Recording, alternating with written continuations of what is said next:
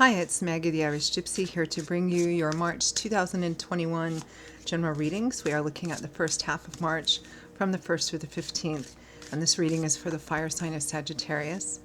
Welcome everyone. Thanks for taking the time to tune into this channel today, and for all that you do in support of this channel, hitting that like and share and subscribe button, and your donations, support, feedback, comments, reaching out for personal readings. It is all welcome and appreciated. Thank you.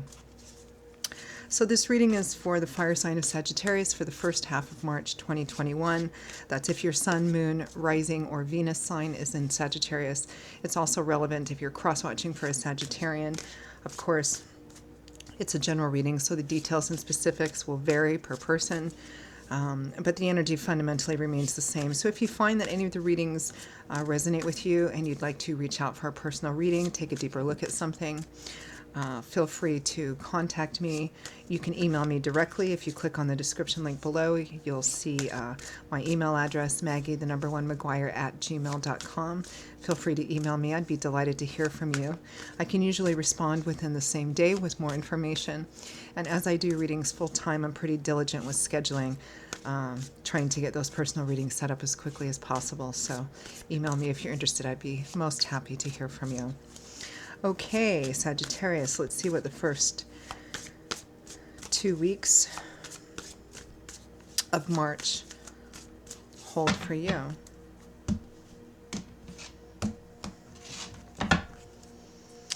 Okay, Saggy, we begin with the world. Completion, graduation, moving on, new horizons. The Eight of Wands. Quick movement, fast forward movement. Travel. Perhaps some of you have an opportunity to travel. This would likely be international travel. This could also be communication, because both of these reference communication, but sometimes electronic communication. There's a sense of completion and moving forward, or the opportunity to do so with horizons open, new horizons. We have Justice with the Nine of Swords. What is the right thing to do? This feels a little like Leo's. There's been some interesting energy for a lot of the signs for March for the relationship or emotional landscape of life. A lot of changes or a lot of opportunities for change. Perhaps this is that as well. In terms of what's the right thing to do, which I see a lot of stress and anxiety here about justice, which could represent, it represents being fair, being just, being ethical, making sure that the scales are even. We have the Empress with the Emperor. So there's a couple here. Now, for some of you, this might be parents, because these are the traditional father and mother of the tarot. A well-established couple. They belong with each other, the Emperor, the Empress. So it might be parents for some of you. It might be you and an established relationship with an established relationship with a partner. From the bottom of the deck, the overall energy focus for the first half of March is the Four of Pentacles. Interesting, because as general energy for the first half of March, Sagittarius, the Four of Pentacles represents somebody who is holding very tightly onto whatever it is that makes them feel safe, solid, secure, stable. Sometimes it can represent being self-oriented and wanting to keep things to yourself, not wanting to share. Maybe because you've lost a lot in the past and you don't have a lot now, but what you have is important to you, so you're clinging on to that.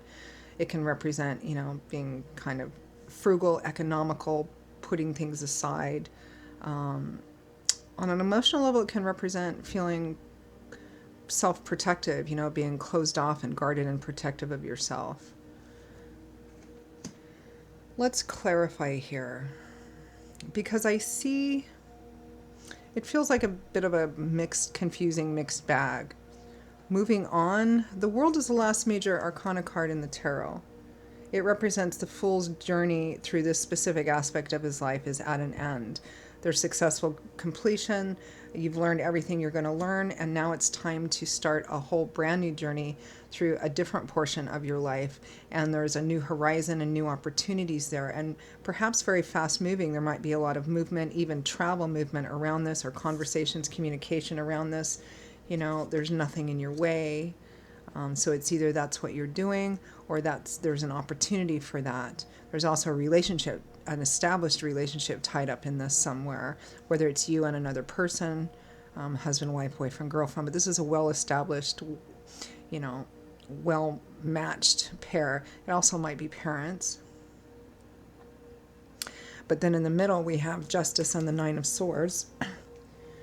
Stress, anxiety, worry, insomnia, worrying about an unknown future, obsessively worrying about it. And the outcome you envision is almost always the worst possible outcome, to the point that it gets so big in your head that it doesn't even match the external reality of the situation, kind of like your worst fears hijacking your rational mind.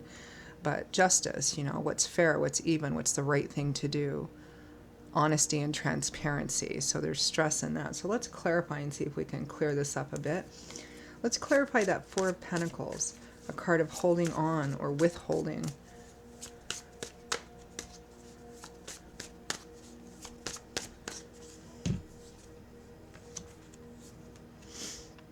The Four of Cups.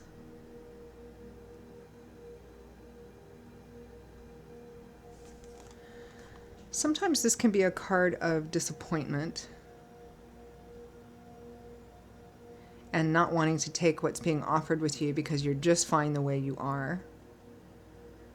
Sometimes this can be a card of being comfortable. Whether or not you're happy remains to be seen, but you're comfortable, you're reading a book, you're leaning back against the tree, you have 3 cups upright and full, so you're not particularly thirsty or hungry, but yet there is an offer coming down out of the sky. It almost implies kind of a divine offer, or some kind of offer or opportunity being brought in front of you, being brought to you, which, if it's divine timing and guidance and orchestration, God, Spirit, your angels and guides, you know, this would be, you know, Spirit offering you a gift.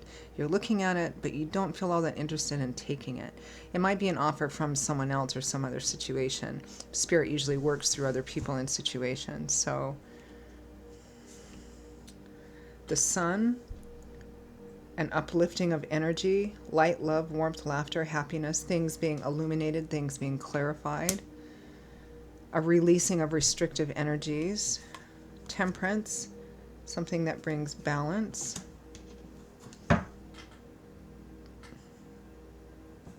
Let's clarify some more. Let's clarify justice.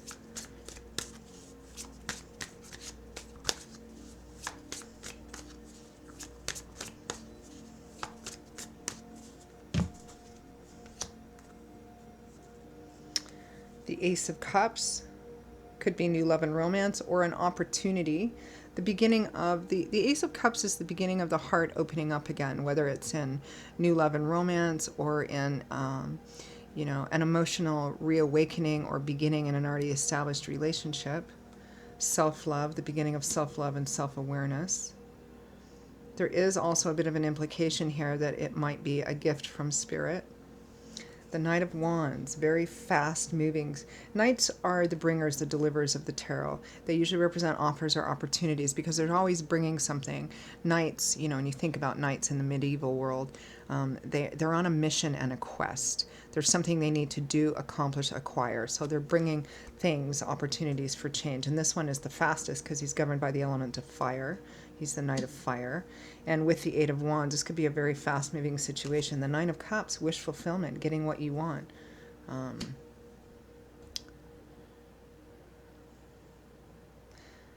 It feels like there's some kind of, it feels like you're already in something established. I get the sense that it might not be the happiest thing or the most fulfilling thing for you, but it's established. You've been in it for a while. It might be a relationship. And there's some other kind of new opportunity coming in for you. It feels like Spirit, whatever it is, if it's in the form of another person, a situation, place, relationship, it kind of feels like Spirit might be offering this to you. Let's clarify the Nine of Swords. What's the stress about?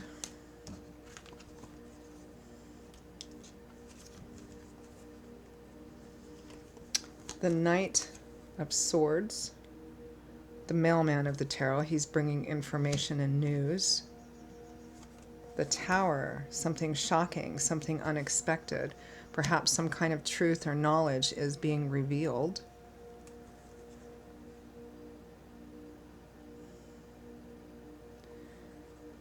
The Three of Wands, planning towards the future. The Two of Cups, traditional soulmate, kindred spirits. And the Seven of Swords, things being hidden and secretive or concealed.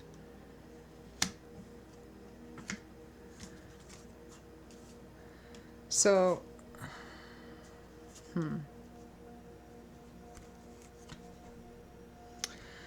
So it looks like sometime during the first half of March, there's some kind of something that's been hidden, concealed, is coming to light. It's truly unexpected.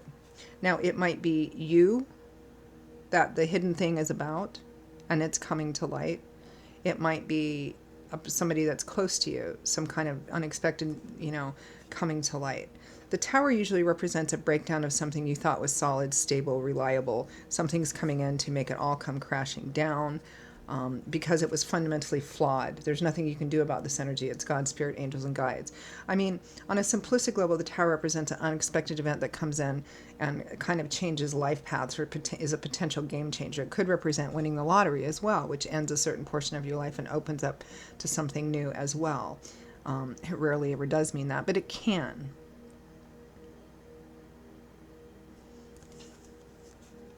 So there's a lot of stress and anxiety about this, about the future. Perhaps you or a partner has been making plans about the future that you don't know anything about, and that's coming to light. Perhaps you have been making plans about the future that your partner or somebody doesn't know anything about, and that's coming to light. And it's very shocking, whatever it is. It might be for some of you that you are in an established relationship already, and perhaps there's a new offer coming forward, some new offer or opportunity. It could be a love offer coming forward, and that is what is being revealed. There's definitely change coming in the first half of March. Unexpected change. Things are going to be changing quickly, suddenly, and unexpected. But whether or not it's in an established relationship or about an established relationship, what is being offered, what is coming in, is going to present the opportunity to wrap something else up, to be finished with something, so that you can move on to another important phase of life. Let's clarify. Let's clarify that Seven of Swords. What's being hidden that is coming to light?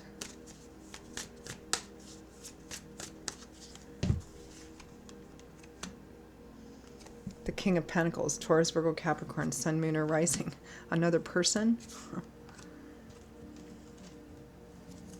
This may mean a variety of different things in a general reading. This looks like one of those readings that we could do, like a few of the readings this month that we could do a real deep dive on, but I won't do that in so much in a general reading.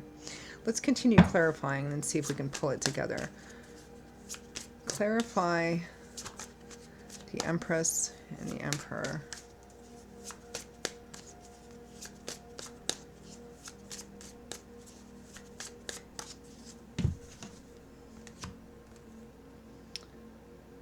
The Fool, starting a brand new journey, which makes sense because we have the World here, which is one significantly important part of your life is now coming to an end, and you're getting ready to start a new journey again. The Ten of Cups, the Happy Home card, marriage, home, happily ever after, harmony, contentment, fulfillment, especially around the home and family. Judgment, being at a crossroads, a decision needs to be made here. The Lovers also implies a connective, probably soulmate or kindred spirit type relationship, maybe a bit turbulent and passionate. It also represents being at a crossroads in a relationship and needing to make a pretty significant, profound decision, and there's a dilemma in making the decision, which I can see here with the Nine of Swords. The Three of Swords. Whatever decision you make, it may cause some pain and heartache and heartbreak. So that's the fundamental energy of this reading. And of course, the details and specifics are going to vary. You know your own story. For some of you, this looks like there's a lot of energy around relationships for a lot of the signs. Relationship changes or opportunities for major relationship changes. It might be that you're in an already established relationship. Emperor and the Empress with you and your person. Whether you're married or not, this is a well-established, well-matched couple. And everybody recognizes them as such. There may be, and there's some kind of something being revealed in the first half of March, really unexpected, really shakes everything up. It might be some other kind of external opportunity coming in for change, and that's what shakes up the relationship. And if you take this other offer or opportunity, it may represent huge major changes or ending to this relationship. You can reverse this to your partner as well. It may be something that your partner is finding out that's going on with you, or vice versa. It might be about a different area of life. There is some indication here around home and family. It might be making a great big huge decision to move very far away. Or maybe one of you has to. It feels like there is an established relationship kind of at stake here. There's a dilemma in making the right decision, or in knowing what the right decision to make is. Now, for others of you, the Emperor and the Empress might represent parents. Or parental figures, and it might be needing to make a decision about them, or they're making a decision that kind of shakes up the whole family. It might be that they're making a decision they're trying to decide if they want to get a divorce or something like that. Because fundamentally, I feel like there's a long-term established relationship here. It feels like there's an ethical and a moral dilemma about what to do, because this relationship is at some kind of crossroads, or your relationship with them or your partner is at a crossroads. Things that have been hidden are being revealed, and because of that, decisions and choices need to be made, which will profoundly impact the people and the people around them. And the dilemma is in knowing what the right decision is to make, because there's a whole other offer or opportunity going on here that's potentially life-changing. That's what I'm seeing.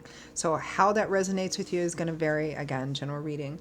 But so let's end with pulling some advice and guidance cards on what the best thing for Sagittarius is to do to navigate through this, or what to focus on in order to make the best decision possible.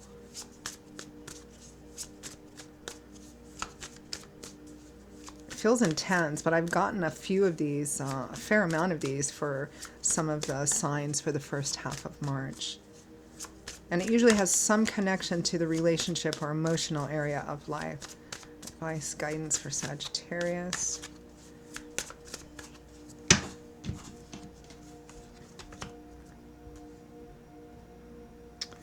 The Ace of Pentacles. And the Wheel of Fortune. Yes, whatever is being brought in, whatever is happening, it's divine timing and orchestration. It's meant to happen. This offer, this opportunity, and the Tower, what's being shaken up and broken down, it's divine timing and orchestration. It's kind of got God's fingerprints all over it. But it is meant to be in your favor. Blessings, good fortune, whether you realize it at the time or not. Because sometimes, especially the Tower and the Wheel of Fortune, can represent a blessing in disguise. The Ace of Pentacles, aces are new beginnings, new opportunities. This could be moving, relocating, a new job, a new business, a new project. Sometimes receiving an unexpected sum of money in order that will open up new horizons and allow you to have a new beginning in a very practical way, like the money or resources you need to start something new or move someplace new or something of that sort. So it's quite clear here that the advice for you, regardless of the details of the situation, the fundamental energetic advice is that Spirit is bringing you some kind of new offer and opportunity to start over again, or bringing you what you need to make a new beginning. And the advice is to take it, to go off on this new journey, new beginning, whatever that is. So Sagittarius, that is your reading for the first half of March. I hope it wasn't too confusing. I know it's meant for someone out there. So I hope it was helpful to you in that sense. Again, if any of this resonated with you and you'd like to take a deeper look at something, reach out for a personal reading, feel free to email me directly at maggie1mcguire@gmail.com. You can get that by clicking on the description link below. I will see you all in a couple of weeks for the March mid-month readings. Until then, take care, stay safe and well, and I hope to see you back here again soon. Bye-bye.